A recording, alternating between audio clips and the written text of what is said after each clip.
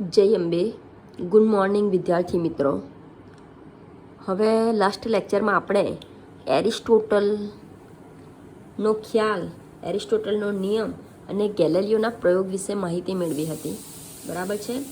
ત્યાર પછીનો ટોપિક છે મિત્રો જડત્વ. એ પણ ગેલેલિયોએ જ આપેલો નિયમ છે, જડત્વનો નિયમ. અને આ ગેલેલિયોના નિયમોનો ઉપયોગ કરીને ન્યૂટને પોતાના ગતિના નિયમો બનાવેલા છે. બરાબર છે. તો ટોપિક છે જડત્વ.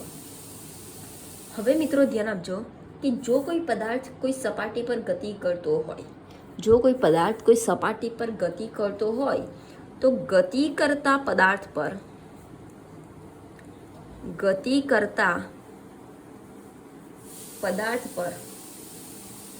ઘર્ષણ બળ લાગે છે. ગતિ કરતા પદાર્થ પર ઘર્ષણ બળ લાગે છે. બરાબર છે. જો કોઈ પદાર્થ, માની લો કે આ પદાર્થ આ સપાટી પર ગતિ કરે છે, કોઈ પણ બળ લગાડવા છતાં એ શું થઈ જશે? સ્થિર થઈ જશે. તો શેને કારણે? ઘર્ષણ બળને કારણે. બરાબર છે. તો જો કોઈ પદાર્થ કોઈ સપાટી પર ગતિ કરતો હોય તો તે પદાર્થ પર ઘર્ષણ બળ લાગે છે. અને એ ઘર્ષણ બળને કારણે, જેને કારણે પદાર્થની ગતિનો શું થાય છે? વિરોધ થાય છે. પદાર્થની ગતિ અમાન અવસ્થામાંથી સ્થિર અવસ્થામાં આવી જાય છે, કે જેને કારણે પદાર્થની ગતિનો વિરોધ થાય છે. જેને કારણે પદાર્થની ગતિનો શું થાય છે? વિરોધ થાય છે. બરાબર છે. હવે માની લો મિત્રો કે આ પેન ગતિ કરે છે. હવે શેને કારણે એ સ્થિર અવસ્થામાં આવી ગઈ હશે? ઘર્ષણ બળને કારણે. પણ જો ઘર્ષણ બળ જેટલું જ મૂલ્ય એના ઉપર હું લગાડું તો એ પોતાની અચળ વેગી ગતિ શું કરશે? ચાલુ રાખશે. આઈડિયા આવે છે? તો આ વિરોધને રોકવા માટે જો ઘર્ષણ બળ જેટલા જ મૂલ્યનું બાહ્ય બળ લગાડવામાં આવે. હવે ધ્યાન આપજો કે હવે જો આ ઘર્ષણ બળ જેટલું જ બાહ્ય બળ લગાડવામાં આવે, કઈ દિશામાં? તો જે દિશામાં પદાર્થ ગતિ કરતો હોય તે દિશામાં કન્ટિન્યુઅસ લગાડવામાં આવે. હવે જો આ ઘર્ષણ બળ જેટલું જ બાહ્ય બળ ગતિની દિશામાં લગાડવામાં આવે,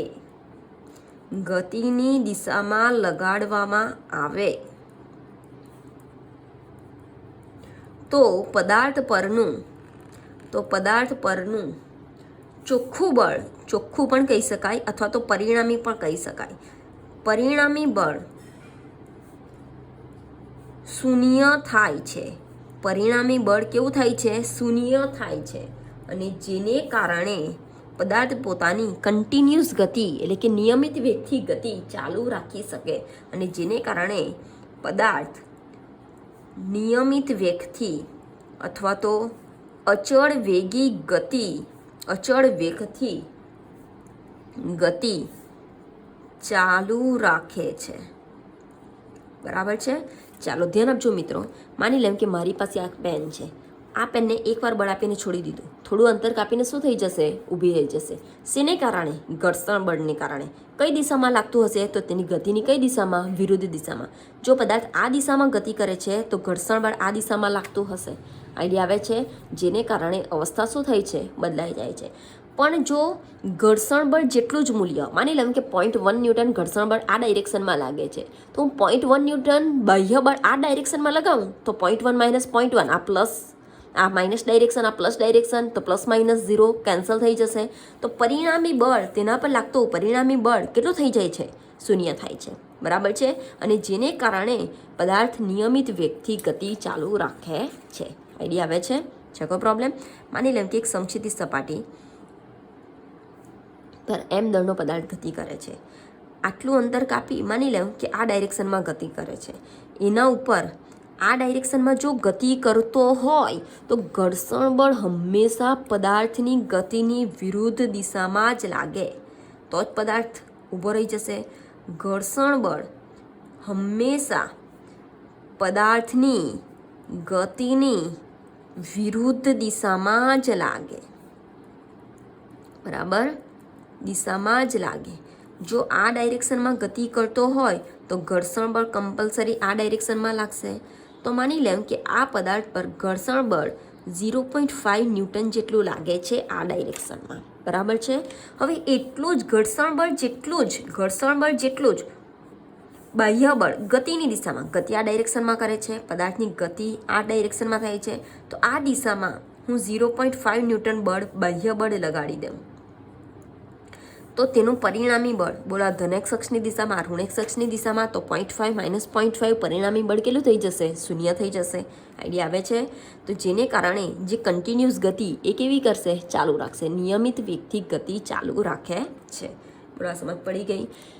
જો પદાર્થ પર ઘર્ષણ બળ લાગે જેને કારણે પદાર્થની ગતિનો વિરોધ થાય છે, હવે જો ઘર્ષણ બળના મૂલ્ય જેટલું જ બાહ્ય બળ ગતિની દિશામાં લગાડવામાં આવે તો પદાર્થ પરનું પરિણામી બળ 0.5 ન્યૂટન માઇનસ 0.5 ન્યૂટન બરાબર કેટલું થઈ જશે? શૂન્ય થાય છે.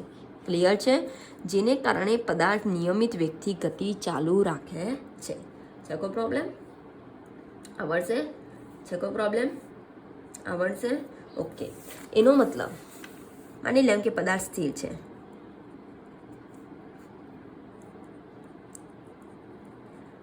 હવે એનો મતલબ એવું નથી કે પદાર્થ પર કોઈ બળ લાગતા નથી, પણ બળ લાગવા છતાં પણ પદાર્થ કઈ પોઝિશનમાં છે? સ્થિર છે. તો એનો મતલબ થશે મિત્રો કે પદાર્થ પર લાગતું ચોખ્ખું અથવા તો પરિણામી બાહ્ય બળ કેવું થાય છે? શૂન્ય થાય છે. અથવા તો પદાર્થ પર લાગતું ચોખ્ખું બાહ્ય બળ શૂન્ય છે, અથવા તો બાહ્ય બળ લાગતું નથી. બરાબર છે? જો પદાર્થ સ્થિર છે તો એનો મતલબ એવો થાય કે પદાર્થ પર કોઈ પ્રકારનું બળ લાગતું નથી, અને જો લાગતું હોય તો એના પરનું પરિણામી બળ કેવું થાય છે? શૂન્ય થાય છે. એક્ઝામ્પલથી સમજાવીશ ત્યારે વધારે આઈડિયા આવશે આના પછીના ક્વેશ્ચનમાં. બરાબર છે? માની લેમ કે પદાર્થ નિયમિત વેગથી ગતિ કરે છે. પદાર્થ નિયમિત વેગથી ગતિ કરે છે. બોલો ક્યારે પોસિબલ બને કે જો તેના ઉપર લાગતું પરિણામી બળ કેવું હોવું જોઈએ? શૂન્ય. કમ્પલસરી પદાર્થ ગતિ કરતો હોય તો ઘર્ષણ બળ તો લાગશે. એ ઘર્ષણ બળને વિરોધ કરવા માટે એટલા જ મૂલ્યનું બાહ્ય બળ લગાડવું પડે તો જ તે નિયમિત વેગથી ગતિ કરી શકે. જો એટલા જ મૂલ્યનું બાહ્ય બળ લગાડીએ તો આ પદાર્થ પર લાગતું પરિણામી બળ, ચોખ્ખું બળ કેવું થાય છે? શૂન્ય. તો આ ક્યારે પોસિબલ બને કે પદાર્થ પર લાગતું ચોખ્ખું બળ શૂન્ય થાય ત્યારે. બરાબર છે? છે કોઈ પ્રોબ્લેમ? તો આના પરથી મિત્રો આ બંને પરથી એવું લખી શકાય કે જો પદાર્થ પર લાગતું હું ચોખ્ખું શબ્દ યુઝ નથી કરતી, મને પરિણામે વધારે ફાવે છે. ચોખ્ખું કે પરિણામ બંને સેમ જ છે. બરાબર છે? જો પદાર્થ પર લાગતું પરિણામી બાહ્ય બળ શૂન્ય હોય, જો પદાર્થ પર લાગતું પરિણામી બાહ્ય બળ શૂન્ય હોય તો સ્થિર પદાર્થ પોતાની કઈ અવસ્થામાં રહેશે? સ્થિર અવસ્થામાં જ રહેશે. તો સ્થિર પદાર્થ અને અચળ વેગી ગતિ કરતો પદાર્થ પોતાની કઈ ગતિ ચાલુ રાખશે? અચળ વેગી ગતિ જ ચાલુ રાખશે, એટલે કે નિયમિત વેગી ગતિ જ ચાલુ રાખશે. તો નિયમિત વેગી ગતિ જ ચાલુ રાખશે. તો જો પદાર્થ પર લાગતું પરિણામ બાહ્ય બળ શૂન્ય હોય તો સ્થિર પદાર્થ અને નિયમિત વેગથી ગતિ કરતા પદાર્થ બંનેની પોઝિશન સમાન છે એમ ગણી શકાય. આ બંનેને સમાન ગણી શકાય. ક્યારે સમાન ગણી શકાય સ્થિર પદાર્થ અને નિયમિત વેગથી ગતિ કરતા પદાર્થને? કે જો પદાર્થ પર લાગતું પરિણામ બાહ્ય બળ શૂન્ય હોય ત્યારે. ક્લિયર છે? છે કોઈ પ્રોબ્લેમ? આવડશે? છે કોઈ પ્રોબ્લેમ? ઓકે. ચાલો તો ધ્યાન આપજો. આના પરથી એવો નિયમ બનશે કે જો પદાર્થ પર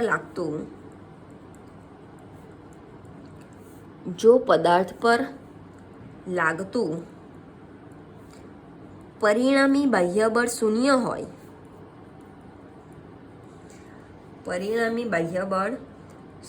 હોય, તો સ્થિર પદાર્થ બોલો કોઈ પ્રકારનું બળ લાગતું નથી અને લાગે છે તો પરિણામ બાહ્ય બળ કેવું છે? શૂન્ય. તો સ્થિર પદાર્થ કઈ પોઝિશનમાં રહેશે? કઈ પોઝિશનમાં રહેશે મિત્રો? સ્થિર અવસ્થામાં જ રહેશે. તો સ્થિર પદાર્થ પોતાની સ્થિર અવસ્થા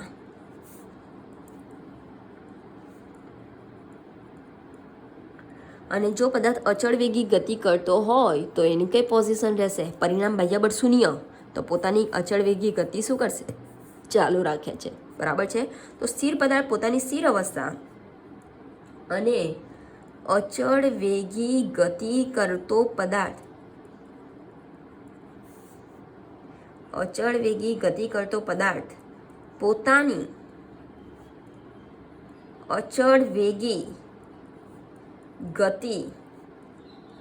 ચાલુ રાખે છે. ક્યારે સ્થિર પદાર્થ પોતાની સ્થિર અવસ્થા? જો પરિણામી બાહ્ય બળ શૂન્ય હોય ત્યારે. ક્યારે અચળ વેગી ગતિ કરતો પદાર્થ પોતાની અચળ વેગી ગતિ જાળવી રાખશે? જ્યારે પરિણામી બાહ્ય બળ શૂન્ય હોય ત્યારે. બરાબર છે. તો એના પરથી એવું સેન્ટેન્સ લખી શકાય કે જો પદાર્થ પર લાગતું પરિણામી બાહ્ય બળ શૂન્ય હોય તો સ્થિર પદાર્થ પોતાની સ્થિર અવસ્થા અને અચળ વેગી ગતિ કરતો પદાર્થ પોતાની અચળ વેગી ગતિ ચાલુ રાખે છે. ક્લિયર છે? ચેકો પ્રોબ્લેમ આવડશે? ઓકે, આવડશે. ઓકે, તો પદાર્થના આવા ગુણધર્મને કહેવામાં આવે છે જડત્વ. પદાર્થના આવા ગુણધર્મને શું કહેવામાં આવે છે? જડત્વ. અને એને કહેવાશે ઇનર્શિયા. અને એનો અર્થ થાય છે ઇનર્ટનો મતલબ થશે બદલાય નહીં તેવું. શું થશે મતલબ? બદલાય નહીં તેવું. એટલે કે જડત્વનો મતલબ થશે ફેરફારનો વિરોધ. જેનો અર્થ થશે ફેરફારનો વિરોધનો મતલબ શું થશે? ફેરફારનો વિરોધનો મતલબ શું થશે? કે સ્થિર પદાર્થ પોતાની સ્થિર અવસ્થા જાળવી રાખે છે. સ્થિરમાંથી ગતિમાં જવાનો શું કરે છે? વિરોધ કરે છે. બરાબર છે.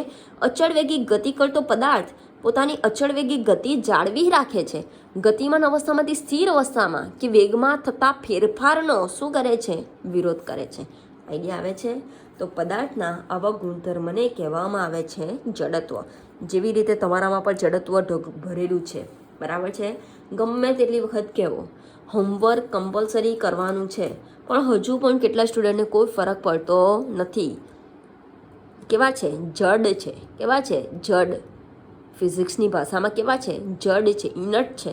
પોતાનામાં કોઈ ફેરફાર લાવવા માંગતા નથી. એ ફેરફારનો તમે શું કરો છો? વિરોધ કરો છો. પણ મિત્રો, આ જે ફેરફારનો તમે વિરોધ કરો છો એ ભવિષ્યમાં તમારા માટે જ પ્રોબ્લેમેટિક સાબિત થશે.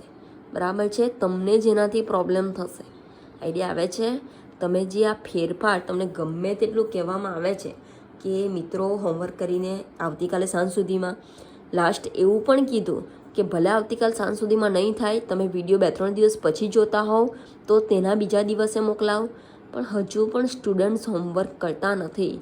અને I have all records. Okay, મારી પાસે બધો રેકોર્ડ છે. જ્યારે પણ 1 સપ્ટેમ્બરથી યા પછીથી સ્કૂલ ખુલશે ત્યારે તમને એ રેકોર્ડ બતાવીશ કે કયા સ્ટુડન્ટનું કયું હોમવર્ક બાકી છે. આઈડિયા આવે છે? અને ક્લાસ નોટ્સ પણ જે PDF ફાઇલ મોકલાવું છું, જે આ ફોટા પાડીને મોકલાવું છું, એ લખવા માટે તમારે નોટ બનાવવાની છે. જોવા માટે મોકલાવતી નથી. કેટલાક પેરેન્ટ્સના ફોન આવે છે કે છોકરાઓ લખતા નથી. બરાબર છે. તો એ નોટબુક પણ તમારી ચેક કરવામાં આવશે જ્યારે પણ સ્કૂલ ખુલશે ત્યારે. તો જડમાંથી બહાર નીકળી જાઓ અને પોતાનામાં કંઈક ફેરફાર લાવો. આઈડિયા આવે છે? તો જડત્વનો મતલબ થશે ફેરફારનો વિરોધ. એટલે કે સ્થિર પદાર્થ પોતાની સ્થિર અવસ્થા જાળવી રાખે છે અને અચળ વેગી ગતિ કરતો પદાર્થ પોતાની અચળ વેગી ગતિ જાળવી રાખે છે. પણ ક્યારે? જો તેના પર લાગતું પરિણામી બળ શૂન્ય હોય ત્યારે. ક્લિયર છે? કોઈ પ્રોબ્લેમ? આવડશે? ક્યારે સ્થિર પદાર્થ પોતાની સ્થિર અવસ્થા? તો પરિણામી બાહ્ય બળ શૂન્ય હોય તો. ક્યારે અચળ વેગી ગતિ કરતો પદાર્થ પોતાની અચળ વેગી ગતિ જાળવી રાખશે? જો તેના પર લાગતો પરિણામી બાહ્ય બળ શૂન્ય હોય તો. ક્લિયર છે? એટલે પોતાનામાં થતા ફેરફારનો શું કરે છે? વિરોધ કરે છે. અને આ ગુણધર્મને પદાર્થનું જડત્વ કહે છે. ઇંગ્લિશમાં કહેવાશે ઇનર્શિયા. છે કોઈ પ્રોબ્લેમ? આવડશે? ઓકે. બીજું એક એક્ઝામ્પલ પરથી સમજાવું. ફેરફારનો વિરોધ. જડત્વનો મતલબ થાય છે જડત્વ એટલે ફેરફારનો વિરોધ. આ તમને ખબર પડી ગઈ હશે, બરાબર છે. ફેરફારનો વિરોધ એનો મતલબ કે સ્થિર પદ પોતાની કઈ અવસ્થા જાળવી રાખવા પ્રયત્ન કરે છે? સ્થિર રહેવા પ્રયત્ન કરે છે. અચળ વેગી પોતાની કઈ અવસ્થા જાળવી રાખવા પ્રયત્ન કરે છે?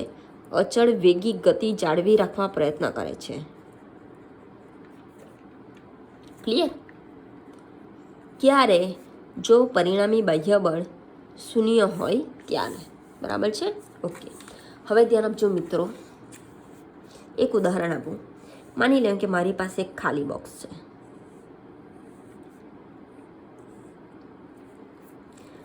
અને એક પુસ્તકો ભરેલું બોક્સ છે. ખાલી બોક્સ,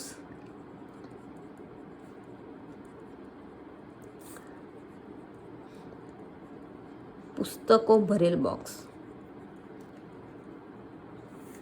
પછી કહે છે ટીચર બંને ખાલી જ દેખાય છે, પણ આપણે ભરી દઈએ પુસ્તક.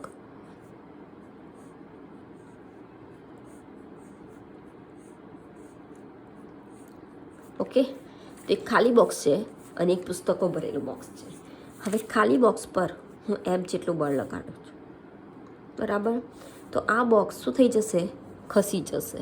એનો મતલબ બળ લગાડતા એ સ્થિરમાંથી કઈ અવસ્થામાં આવી જશે? ગતિમાન અવસ્થામાં. સેમ બળ, ઘણું ઓછું બળ લગાડું છું, 1 ન્યૂટન જેટલું. સેમ બળ એફ આની ઉપર લગાડું છું, પણ આ સ્થિર અવસ્થામાંથી ગતિમાન અવસ્થામાં આવતું નથી. સ્થિરનું કઈ અવસ્થામાં રહેશે? સ્થિર અવસ્થામાં જ રહેશે. એનો મતલબ આ બોક્સે પોતાની પોઝિશનમાં થતા ચેન્જનો શું કર્યો? વિરોધ કર્યો. કોની કમ્પેરિઝનમાં? આની કમ્પેરિઝનમાં વધુ કર્યો વિરોધ. આઈડિયા આવે છે? તો જ આ સ્થિરનું સ્થિર જ રહ્યું, આ સ્થિરનું ગતિમાં આવી ગયું, આ વિરોધ કરવા માટે સક્ષમ નહીં રહ્યો. આઈડિયા આવે છે? તો એના પરથી એવું કહી શકાય મિત્રો કે જડત્વનું માપ એટલે દળ. જડત્વનું માપ એટલે દળ. કઈ રીતે? તો બોલો, આ પદાર્થનું દળ કેવું છે? ઓછું છે. આની કમ્પેરિઝનમાં આ પુસ્તકો ભરેલ છે, આ ખાલી છે. આ પદાર્થનું દળ કેવું છે? વધારે છે. આઈડિયા આવે છે? આનું દળ વધારે તો એનું જડત્વ, બોલો, વિરોધ કરી નાખશે તો જડત્વ પણ વધારે. આનું દળ ઓછું તો આનું જડત્વ પણ કેવું? ઓછું. એનો મતલબ જડત્વનું માપ ઇઝ ડિપેન્ડન્ટ ઓન માસ. દળ પર આધાર રાખે છે. જો પદાર્થનું દળ વધારે હશે તો તે પદાર્થનું જડત્વ એટલે એ ફેરફારનો વિરોધ વધારે કરશે, પોતાની પોઝિશન ચેન્જ થવા દેશે નહીં. પણ જો પદાર્થનું દળ ઓછું હશે તો ઇઝીલી ફેરફારનો વિરોધ કરી શકશે નહીં. આઈડિયા આવે છે? તો જડત્વનું માપ એટલે દળ. અને જો પદાર્થનું જડત્વ વધારે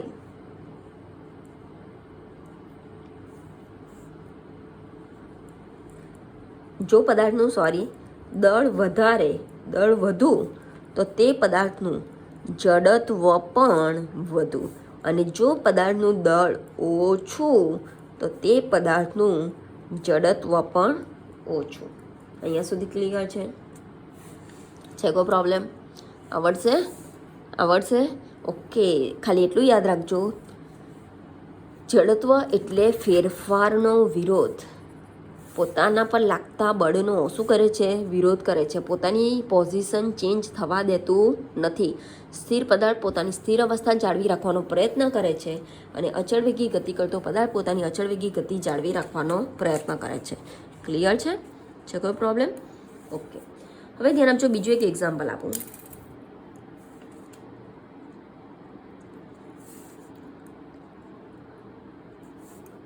ઓકે, એક એક્ઝામ્પલ આપું. માની લો કે બસમાં બેઠેલ હું છું વ્યક્તિ, બરાબર છે? બસમાં બેઠેલ વ્યક્તિ. ચાલો, અત્યારે રસ્તા પર, હવે તમને બસ જેવું નહીં લાગશે પણ ઇમેજિન કરી લેવાનું કે બસ છે, બરાબર છે? અત્યારે રસ્તા પર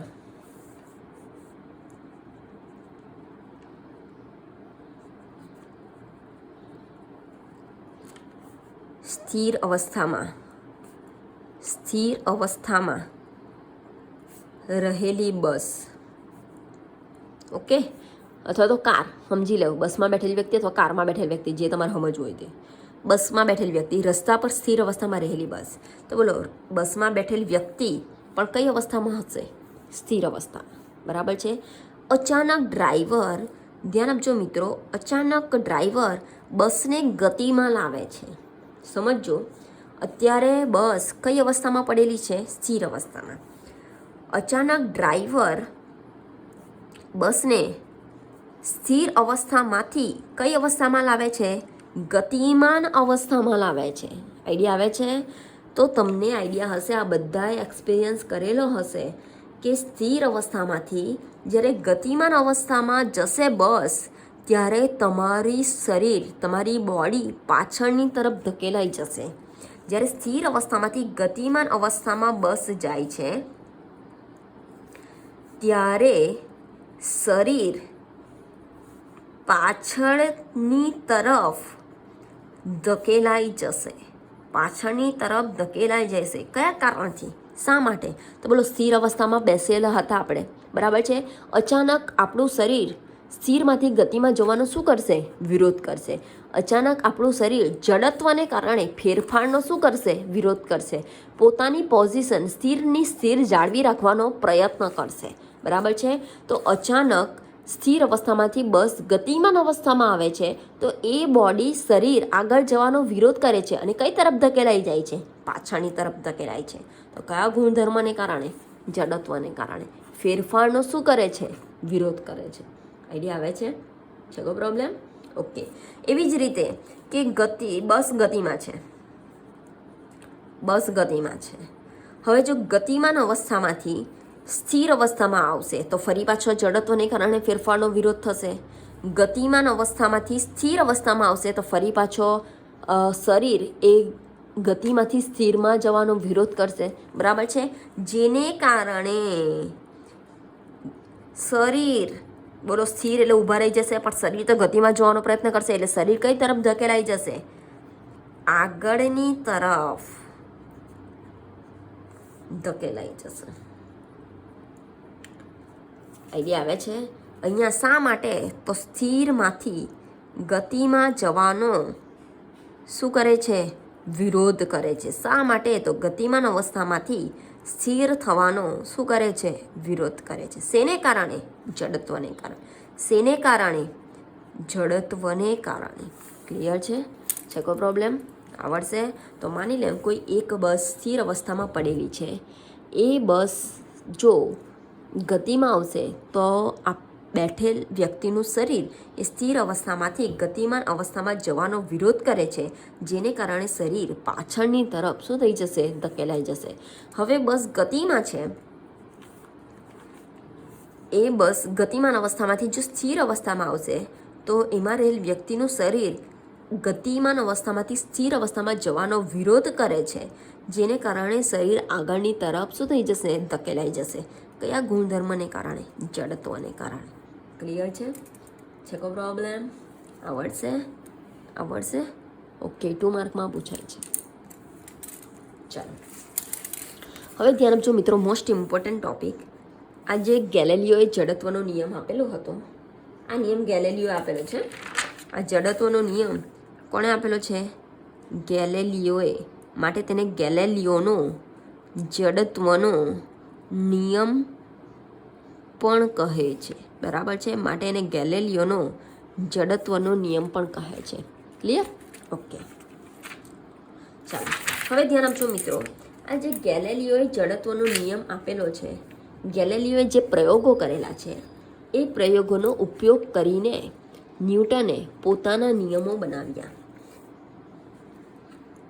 3 નિયમો બનાવેલા છે.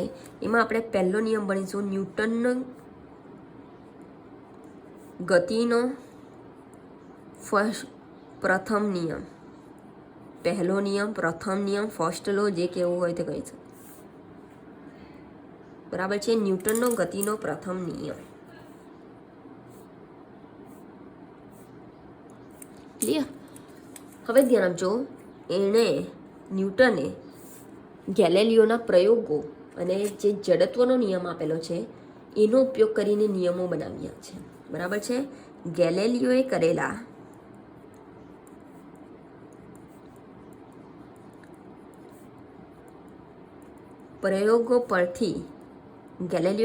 પ્રયોગો પરથી મળેલા તારણ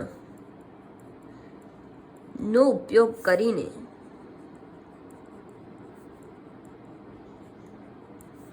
ન્યૂટને 3 નિયમો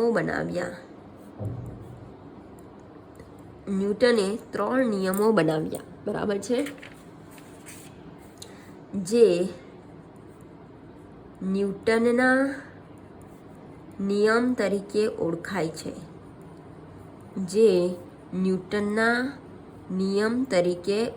છે. ન્યૂટનની ગતિનો પહેલો નિયમ, ન્યૂટનની ગતિનો બીજો નિયમ અને ન્યૂટનની ગતિનો ત્રીજો નિયમ. બરાબર છે. જે ગેલેલિયોએ પ્રયોગો કરેલા એના પરથી કેટલાક તારણો કાઢ્યા અને એ તારણોનો ઉપયોગ કરીને ન્યૂટને પોતાના 3 નિયમો બનાવ્યા. માટે એ નિયમને ન્યૂટનના નિયમ તરીકે ઓળખવામાં આવે છે. ન્યૂટન્સ ફર્સ્ટ લો, ન્યૂટન્સ સેકન્ડ લો, ન્યૂટન્સ થર્ડ લો. બરાબર છે. પહેલા નિયમની જો વાત કરીએ તો પહેલો નિયમ ન્યૂટને આ જડત્વના નિયમનો ઉપયોગ કરીને બનાવેલો છે. આ જ કહેશો તો ખોટું નથી. બરાબર છે. પહેલો નિયમ ન્યૂટને આ ગેલેલિયોના જડત્વના નિયમનો ઉપયોગ કરીને બનાવેલો છે. ગેલેલિયોના જડત્વના નિયમનો ઉપયોગ કરીને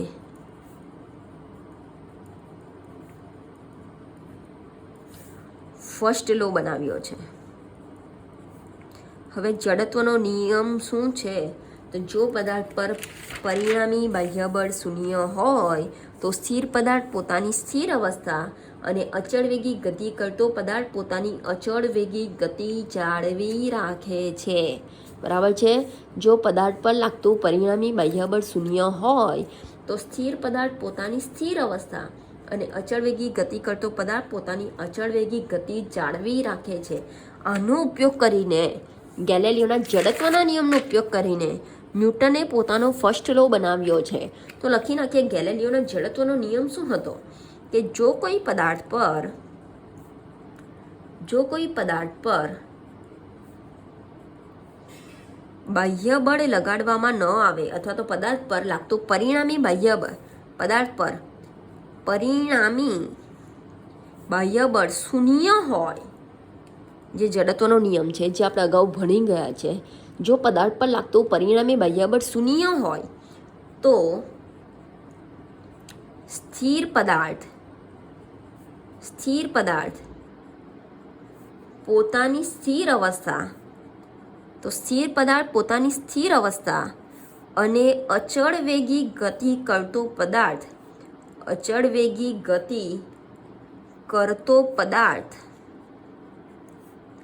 પોતાની અચળ વેગી ગતિ જાળવી રાખે છે.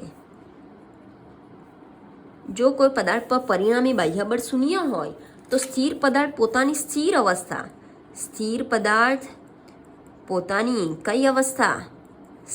અવસ્થા અને અચળ વેગી ગતિ કરતો પદાર્થ પોતાની અચળ વેગી ગતિ જાળવી રાખે છે. આઈડિયા આવે છે?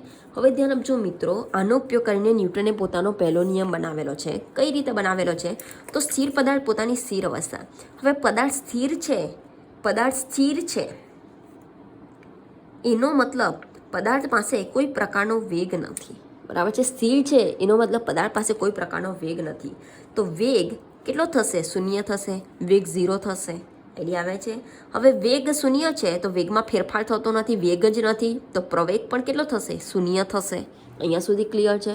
સેકો પ્રોબ્લેમ? બીજી વાત કે જો અચળ વેગી ગતિ કરતો પદાર્થ પોતાની અચળ વેગી ગતિ જાળવી રાખે છે. અચળ વેગી ગતિ જાળવી રાખે છે એનો મતલબ અચળ વેગી ગતિ કરે છે. અચળ વેગનો મતલબ થશે વેગમાં ફેરફાર થતો નથી. અચળ વેગીનો મતલબ થશે વેગમાં ફેરફાર થતો નથી. હવે વેગમાં ફેરફાર થતો નથી, જો માં પ્રવેગ ક્યારે આવશે? જો વેગ બદલાશે તો, બરાબર છે. પ્રવેગનું સૂત્ર છે વેગમાં થતો ફેરફારના છેદમાં સમય.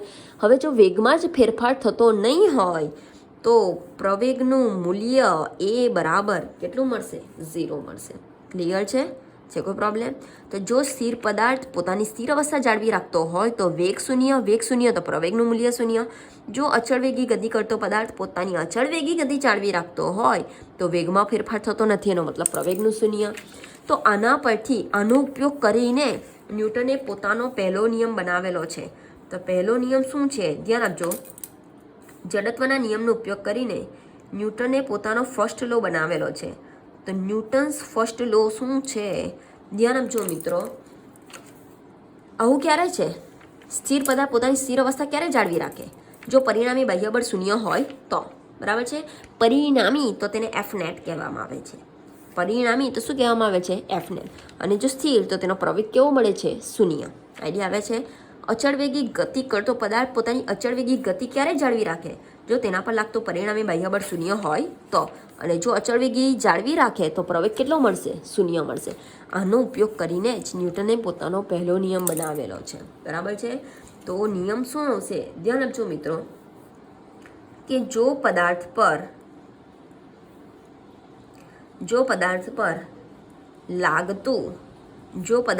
લાગતું પરિણામી બાહ્યબળ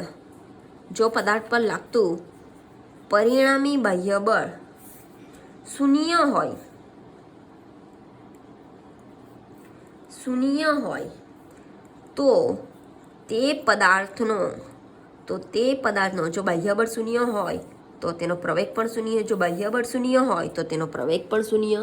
તો જો પદાર્થ પર લાગતું પરિણામી બાહ્યબળ 0 હોય તો તે પદાર્થનો પ્રવેગ પણ 0 હોય છે. તો તે પદાર્થનો પ્રવેગ પણ 0 હોય છે. ક્લિયર છે કોઈ પ્રોબ્લેમ?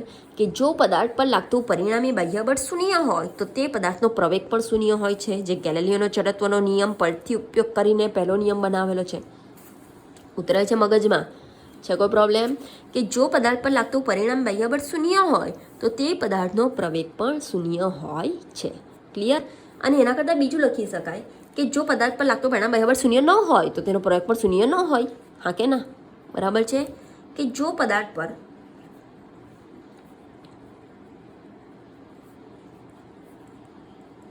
લાગતું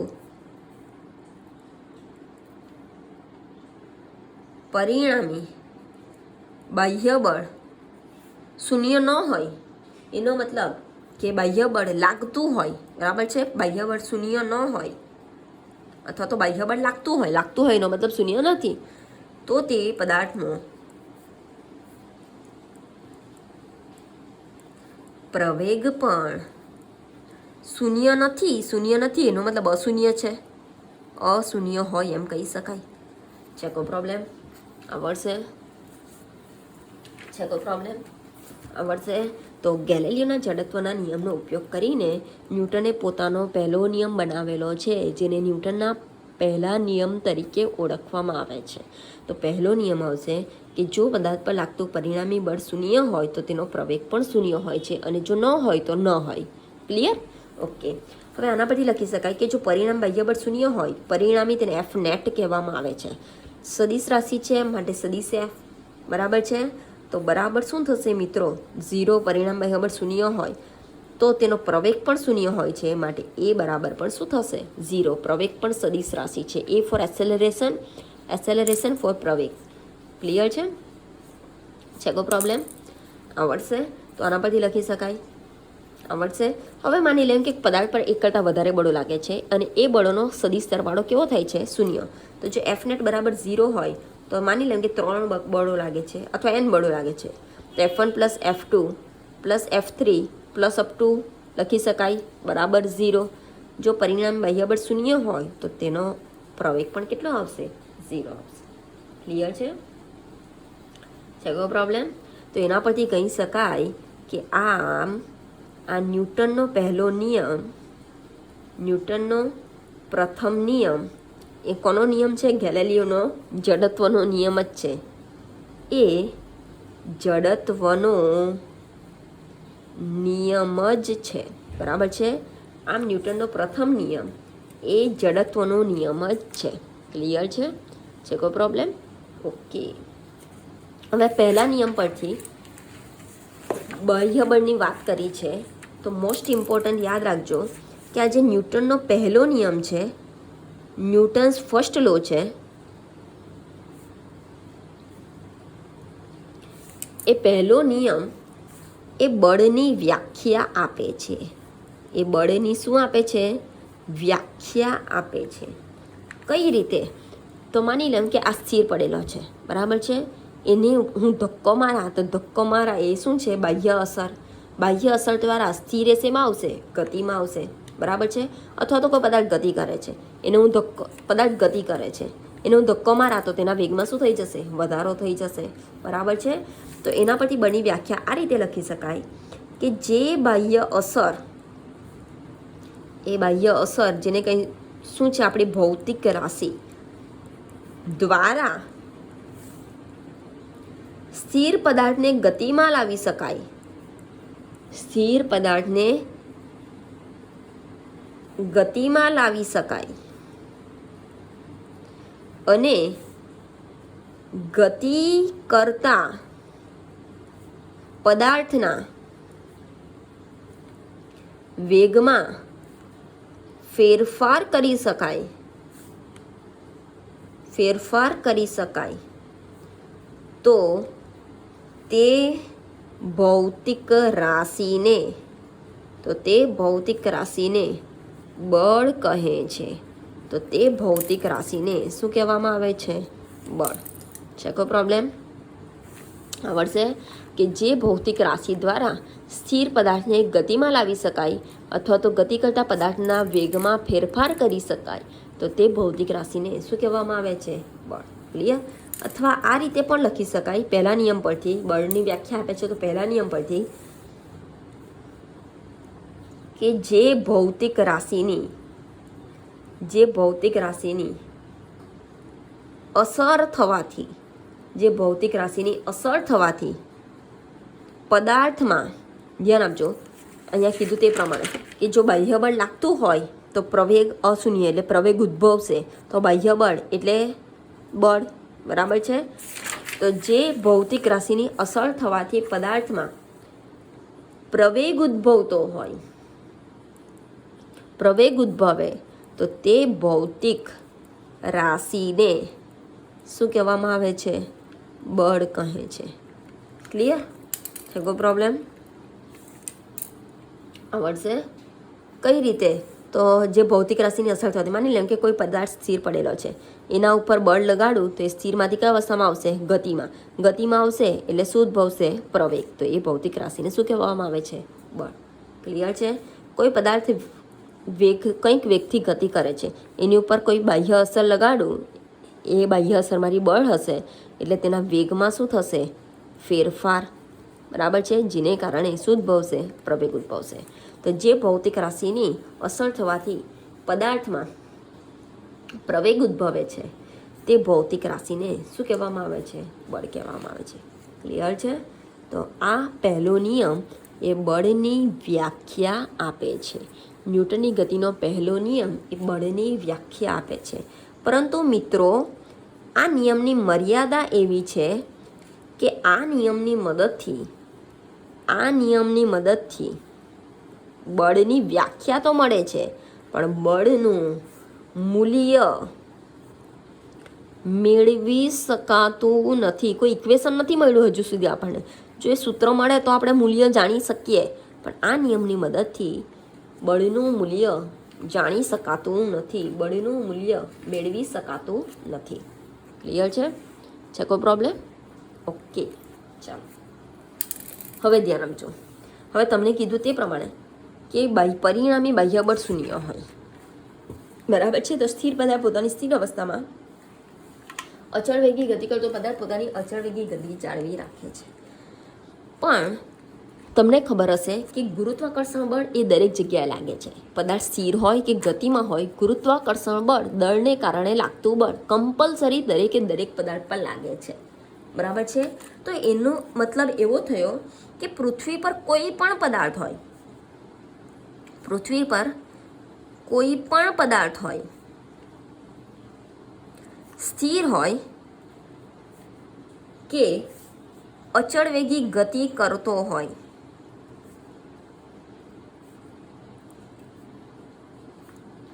પૃથ્વી પર કોઈ પણ પદાર્થ હોય, સ્થિર હોય કે અચળ વેગી ગતિ કરતો હોય.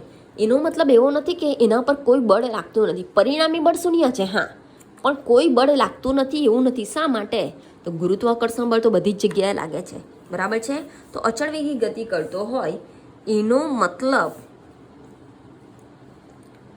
મિત્રો એવો નથી કે પદાર્થ પર કોઈ જ બળ લાગતું નથી. હા કે ના? કોઈ જ બળ લાગતું નથી. શા માટે? કેમ કે ગુરુત્વાકર્ષણ બળ તો બધી જ જગ્યાએ લાગે છે. હા કે ના? જેમ કે શા માટે? ઉદાહરણ તરીકે તમને ગુરુત્વાકર્ષણ બળની વાત કરું કે જેમ કે ગુબળ એટલે કે ગુરુત્વાકર્ષણ બળ બધે જ લાગે છે, બધે જ લાગે છે, આખી પૃથ્વી પર લાગે છે. બરાબર છે. એનો મતલબ કે પદાર્થ સ્થિર હોય કે ગતિમાં હોય, પદાર્થ સ્થિર હોય કે ગતિમાં હોય, આ બધા જ પદાર્થો પર ગુબળ લાગે છે. ગુબળ એટલે કે ગુરુત્વાકર્ષણ બળ, હે ને? ઓકે, ગુરુત્વાકર્ષણ બળ લાગે છે. આઈડિયા આવે છે. એના સિવાય પણ ઘણા બધા પ્રકારના બળો લાગે, જે આપણે પેલો આદર્શ પરિસ્થિતિ વિશે વિચાર કર્યો કે એવી આદર્શ સ્થિતિ બનાવી શકાય નહીં, સંપૂર્ણપણે ઘર્ષણ બળ નિવારી શકાય નહીં. જો કોઈ ઘન પદાર્થો ગતિ કરતા, જો કોઈ પણ પદાર્થ હોય, ગુરુત્વાકર્ષણ બળ તો કમ્પલસરી લાગશે જ, સ્થિર હોય કે ગતિમાં હોય. બરાબર છે. એ સિવાય કે જો ઘન પદાર્થો ગતિ કરતા હોય તો એને અવરોધતું ઘર્ષણ બળ લાગશે. બરાબર છે. જો તરલ પદાર્થો ગતિ કરતા હોય, તરલનો મતલબ થશે વહી શકે તેવા, આઈડિયા હશે. તરલનો મતલબ થશે વહી શકે તેવા. જો તરલ પદાર્થો ગતિ કરતા હોય તો તેમાં શ્યાનતા બળ લાગશે. બરાબર છે. શ્યાનતા બળ લાગશે. તો એનો મતલબ થયો કે ભલે પદાર્થ સ્થિર પડેલ છે, ભલે મારી નોટબુક સ્થિર પડેલ છે, પણ એનો મતલબ એવું નથી કે નોટબુક પર કોઈ પ્રકારનું બળ લાગતું નથી. હા કે ના? નોટબુક પર પણ ગુરુત્વાકર્ષણ બળ તો લાગતું જ હશે નીચેની તરફ, છતાં પણ નોટબુક સ્થિર છે. હવે જો નીચેની તરફ ગુરુત્વાકર્ષણ બળ લાગતું હોય તો નોટબુક તો નીચે જતી રહેવી જોઈએ, પણ થતું નથી આવું. એનો મતલબ એટલા જ મૂલ્યનું બળ ઉપરથી પણ કોઈ ખેંચે છે એને. આઈડિયા આવે છે. અને જેને કારણે તેનું પરિણામી બળ કેવું થાય છે? શૂન્ય થાય છે. આઈડિયા આવે છે. એટલે કે પૃથ્વી પર, ધ્યાન આપજો મિત્રો, પૃથ્વી પર સ્થિર પદાર્થ હોય, એક જ સેન્ટેન્સ વારંવાર સમજાવું છું. પૃથ્વી પર સ્થિર પદાર્થ હોય કે અચળ વેગી ગતિ કરતો પદાર્થ હોય, અચળ વેગી ગતિ કરતો પદાર્થ હોય, તો એના પર કોઈ જ બળ લાગતું નથી એવું નથી. પણ એવી રીતે બળો લાગતા હશે કે તેનું પરિણામી બળ કેવું થતું હશે? શૂન્ય. કે 0.5 ન્યૂટન આ બાજુથી તો 0.5 ન્યૂટન આ બાજુથી, પરિણામી કેટલું થઈ જશે? 0. 1 ન્યૂટન નીચેથી તો 1 ન્યૂટન ઉપરથી, પરિણામી કેટલું થઈ જશે? 0. આઈડિયા આવે છે. તો પૃથ્વી પર સ્થિર પદાર્થ હોય કે અચળ વેગી ગતિ કરતો પદાર્થ હોય તો એનો મતલબ એના પર કોઈ જ બળો લાગતા નથી, કોઈ જ બળો લાગતા નથી એવું નથી. ઘર્ષણ બળ તો લાગતું હશે, ગુરુત્વાકર્ષણ બળ તો લાગતું હશે, બરાબર છે, એવું નથી. પણ જે જુદા જુદા બળો લાગે છે,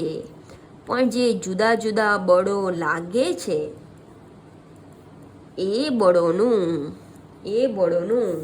બળ, એટલે કે પરિણામી બળ કેવું થતું હશે? શૂન્ય થાય છે. જેને કારણે સ્થિર સ્થિર રહેશે, અચળ વેગી રહેશે. એવું નથી કે એના પર કોઈ બળ લાગતો નથી, બળ તો લાગે છે, પણ એ બળો એવી રીતે લાગે છે કે તેનું પરિણામી બળ જો તેનો સરવાળો કરા તો તેનું પરિણામી બળ શૂન્ય થાય છે. આઈડિયા આવે છે કોઈ પ્રોબ્લેમ? ઓકે. એક્ઝામ્પલ તરીકે એક એક્ઝામ્પલ લઈએ. માની લો મારી પાસે એક ટેબલ છે, બરાબર છે. એ ટેબલ પર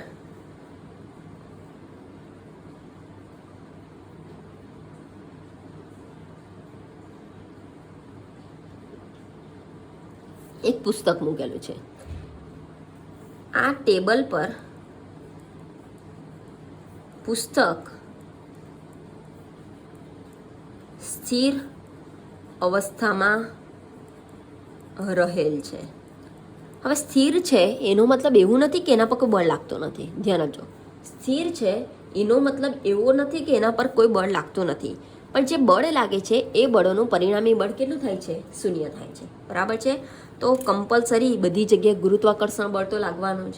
તો આ ટેબલ પર પૃથ્વી તરફથી નીચેની તરફ ગુરુત્વાકર્ષણ બળ લાગશે, જેનું વજન બળ પણ કહી શકીએ W બરાબર mg જેટલું. બરાબર છે. તો આ ટેબલ પર રહેલ પુસ્તક પર લાગતા બળો, નીચેની તરફ બળ લાગે છે, નીચેની તરફ એટલે કઈ દિશા કહી શકાય? અધો દિશા. તો અધો દિશામાં લાગતું બળ કયું બળ છે મિત્રો? વજન બળ, એટલે કે W બરાબર mg જેટલું. ક્લિયર છે? છતાં પણ ટેબલ પર પુસ્તક સ્થિર પડેલ છે. સમજો, છતાં પણ ટેબલ પર પુસ્તક સ્થિર પડેલ છે. જો નીચે તરફ જ બળ લાગતું હોય તો પુસ્તક તો ટેબલની નીચે જતું રહેવું જોઈએ, પણ એવું થતું નથી. એનો મતલબ કે જેટલું બળ નીચેની તરફ લાગે છે એટલા જ મૂલ્યનું બળ ઉપર તરફ પણ લાગે છે. આઈડિયા આવે છે? જેટલું અધો દિશામાં લાગે છે એટલું જ બળ ઉધર્વ દિશામાં પણ લાગે છે. અધો દિશા એટલે કે નીચેની તરફ અને ઉધર્વ દિશા એટલે કે ઉપરની તરફ. ક્લિયર છે? તો જ બેલેન્સ જળવાઈ રહેશે, તો જ આ ઓછા 0 થઈ જશે, સ્થિરનું સ્થિર રહેશે. આઈડિયા આવે છે? તો ઉપરની તરફ લાગે છે લંબ બળ, સપાટીને લાગતું બળ, લંબ બળ, જે શરૂઆતમાં તમને કીધેલું, જેને L અથવા તો R વડે પણ દર્શાવી શકાય. ક્લિયર છે? કોઈ પ્રોબ્લેમ? આવડશે? કોઈ પ્રોબ્લેમ? આવડશે. હવે ધ્યાન આપજો મિત્રો, ઉપરની તરફ બળ લાગે છે, નીચેની તરફ વજન બળ, ઉપરની તરફ લંબ બળ, R વડે દર્શાવીએ. બરાબર છે. છતાં પણ પુસ્તક કઈ અવસ્થામાં છે? સ્થિર. છતાં પણ પુસ્તક કઈ અવસ્થામાં છે? સ્થિર.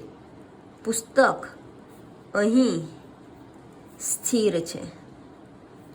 એનો મતલબ પુસ્તક પર લાગતું પરિણામી બળ કેટલું થશે?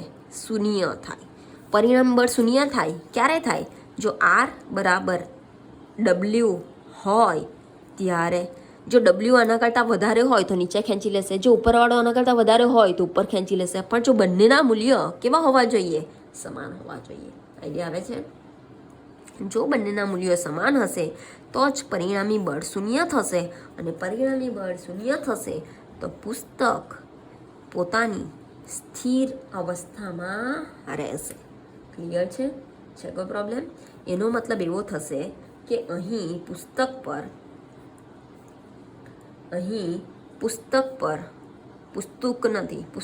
હે ને લાગતા લંબ બળ અને બીજું કયું બળ છે? વજન બળ. આ બંનેના મૂલ્યો કેવા હોવા જોઈએ? સમાન. બંનેના મૂલ્યો સમાન અને પરસ્પર કઈ દિશામાં? બંને જો નીચે જ લાગતા હોય તો નીચે જતું રહે, જો બંને ઉપર જ લાગતા હોય તો ઉપર જતું રહે, પણ એક નીચે ને એક ઉપર, એટલે પરિણામ બળ કેટલું થશે? શૂન્ય. સમાન અને પરસ્પર વિરુદ્ધ દિશામાં લાગે છે. અહીં પુસ્તક પર લાગતા લંબબળ અને વજનબળ બંનેના મૂલ્યો સમાન અને પરસ્પર વિરુદ્ધ દિશામાં લાગે છે.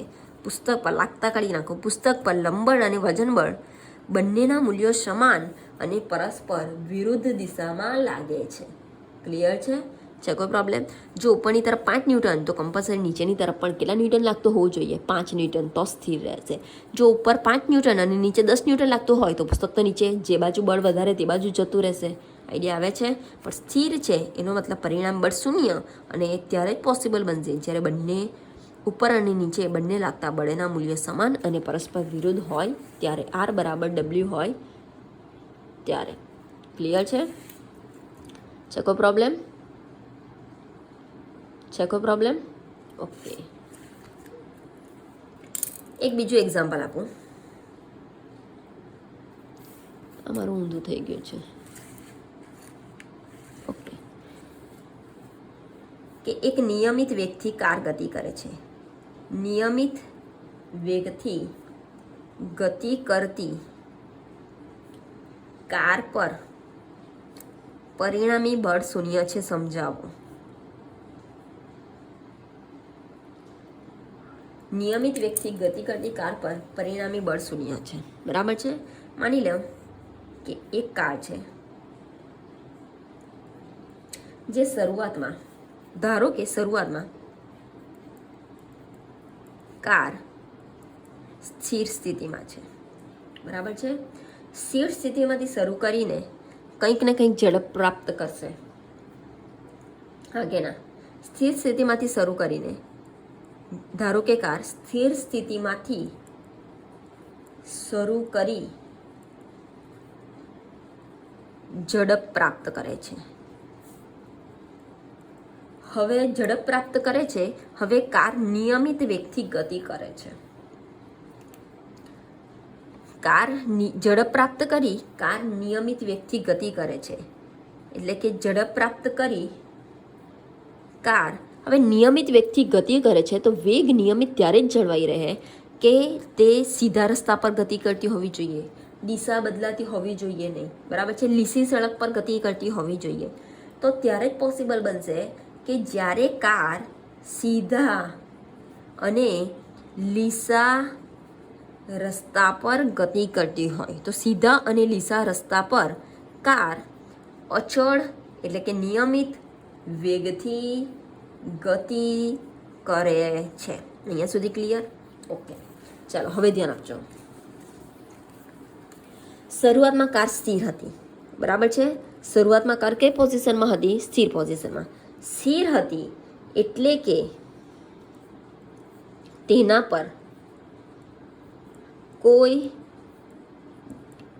બાહ્ય બળ લાગતું નથી. ટૂંકમાં ચોખ્ખું પરિણામી બળ લાગતું નથી. ક્લિયર? સ્થિરમાંથી આવશે ગતિમાં, સ્થિરમાંથી આવશે ગતિમાં. એનો મતલબ બાહ્ય બળ લાગે છે. સ્થિરમાંથી આવશે ગતિમાં, એનો મતલબ બાહ્ય બળ લાગે છે. બાહ્ય બળ લાગે છે, કંઈક ને કંઈક સ્થિરમાંથી આવે છે ગતિમાં, એટલે કે ઝડપ મેળવે છે. ઝડપમાં વધારો થાય એને કારણે શરૂઆતમાં ઝડપ v બરાબર 0 સ્થિર હતી, ગતિમાં આવશે તો ઝડપમાં વધારો, જેને કારણે કાર પ્રવેગિત ગતિ કરે, પ્રવેગિત થાય. બરાબર છે? પણ જો હવે અચળ ઝડપથી ગતિ કરે, પહેલાં સ્થિર હતી, સ્થિરમાંથી ગતિમાં આવે છે, એનો મતલબ એના ઉપર કંઈક ને કંઈક બાહ્ય બળ લાગે છે. અહીંયા સુધી ક્લિયર છે? કોઈ પ્રોબ્લેમ? બાહ્ય બળ લાગે છે જેને કારણે ગતિમાં આવે છે. ગતિમાં આવે છે એટલે કંઈક ને કંઈક શું મેળવશે? ઝડપ મેળવશે. અહીંયા સુધી ક્લિયર? શરૂઆતમાં સ્થિર હતી એટલે કે v બરાબર 0, ગતિમાં આવે છે એટલે કે કંઈક ને કંઈક ઝડપ મેળવે છે. માની લો કે v જેટલી ઝડપ મેળવે છે. બરાબર છે? તો ઝડપમાં ફેરફાર, વેગમાં ફેરફાર, તો જેને કારણે કાર શું થઈ એમ કહેવાય? પ્રવેગિત થઈ એમ કહેવાય. આઈડિયા આવે છે? હવે ફરી પાછું જેટલી ઝડપ મેળવી લીધી એ અચળ ઝડપથી ગતિ કરે છે. જેટલી ઝડપ મેળવી લીધી એ અચળ ઝડપથી ગતિ કરે છે. બરાબર છે? અચળ વેગથી ગતિ કરે છે. એટલે ફરી પાછું તેના પર લાગતું પરિણામી બળ કેવું થઈ જશે? શૂન્ય છે. જે આપણે મેળવવાનું છે કે નિયમિત વ્યક્તિ ગતિ કરતી કાપો પરિણામી બળ શૂન્ય છે એમ બતાવો. ક્લિયર છે? માની લેમ કે કોઈ એક કાર સ્થિર સ્થિતિમાંથી શરૂ કરી ઝડપ પ્રાપ્ત કરે છે. નિયમિત વ્યક્તિ ગતિ કરે છે એનો મતલબ કાર લીસા સીધા રસ્તા પર ગતિ કરતી હોવી જોઈએ. જ્યારે સ્થિર હતી ત્યારે તેનો વેગ શૂન્ય, એનો મતલબ એના પર કોઈ પ્રકારનું બળ લાગતું નથી. સ્થિરમાંથી ગતિમાં આવે છે એનો મતલબ કંઈક પ્રકારનું બળ લાગે છે, અને બળ લાગે છે, ઝડપમાં ફેરફાર થાય છે, માટે પ્રવેગિત પણ થાય છે. પણ એક વખત પ્રવેગિત થઈ ગયા પછી ફરી પાછું અચળ વેગ નિયમિત વ્યક્તિ ગતિ કરે છે. હવે જ્યારે નિયમિત વ્યક્તિ ગતિ કરે છે ત્યારે ફરી પાછું તેના ઉપર પરિણામી બળ શૂન્ય કેવું હોવું જોઈએ? શૂન્ય, જેને કારણે તેના વેગમાં ફેરફાર થતો નથી અને નિયમિત વ્યક્તિ ગતિ કરે છે એમ કહેવાય. માટે નિયમિત વેગથી ગતિ કરતી કાર પર પરિણામી બળ શૂન્ય છે એમ કહેવાય. છે કોઈ પ્રોબ્લેમ? આવડશે? છે કોઈ પ્રોબ્લેમ? ઓકે. હવે આ જે થિયરી છે એ થિયરી કમ્પલસરી તમારે વાંચવાની રહેશે, અને જે નોટ્સ મોકલાવું છું એ નોટ્સમાંથી વાંચીને મોઢે તમારે તમારી નોટબુકમાં લખવાની રહેશે. બરાબર છે? હવે જે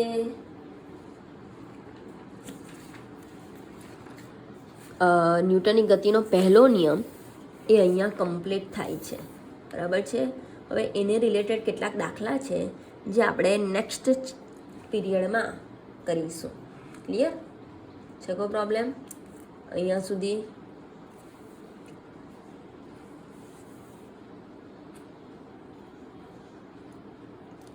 ઓકે, થેન્ક યુ.